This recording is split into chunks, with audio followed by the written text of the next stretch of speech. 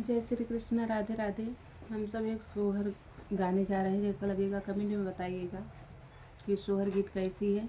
अपना प्यार आशीर्वाद बना कर रखिएगा और फुल वाच करके सुनिएगा ताकि हम लोगों को भी लगे कि हाँ,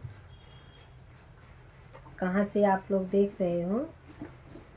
अरे भैया कमेंटवा करवा तब न जनी है, कमेंटवा न करता जनी आप सब लोग कमेंट जरूर करिएगा भैया। जय श्री कृष्णा।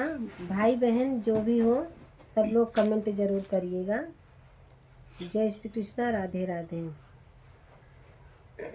सुबह के सुहावन घड़िया तो ललना जनम लिए ललना जनम लिए हो सखिया बाजला गया आनंद बधैया महल गूंजे सोहर महल गूंजे सोहर हो सखिया बाजला गया आनंद बधैया महल गूंजे सोहर महल गूंजे सोहर हो।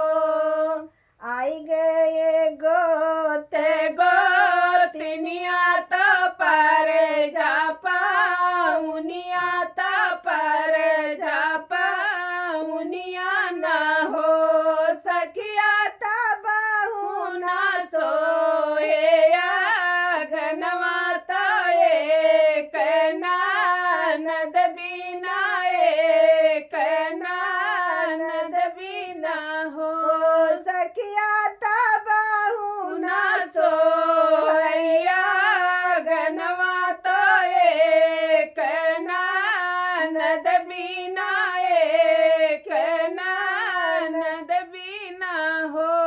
तू ही मोर पियवा से पियवा तू ही नसीरी साहेब तू ही नसीरी साहेब हो पियवा हाली बेगे डड़िया फनावो ननद यानी लावो ननद यानी लावो हो पियवा हाली बेगे डड़िया फनावो ननद यानी लावो ननद यानी लावो हो डड़िया से उतरी नदिया डेवड़िया के ठाड़ भाई डेवड़िया के ठाड़ भाई हो भौजी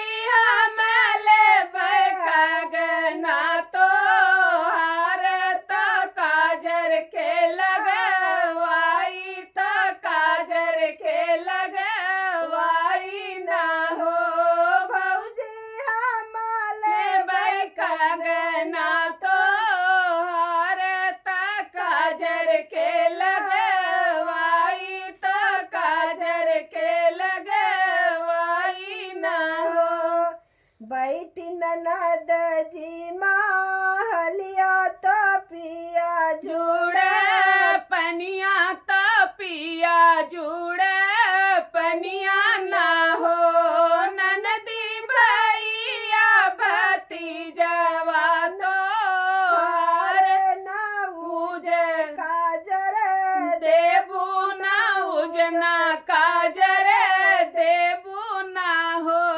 ननदी भैया भतीजवा तो हार ना उजना काजर देबू ना उजना काजर देबू ना हो बोलिया तो तू ही भौजी बोलू बोलही नाही जान्यू बोलही नाही जानियू हो भौजी भैया भतीजवा हमारे उलटी जिन चितयू उलटी जिन चितयू हो भौजी भैया भतीजवा जवा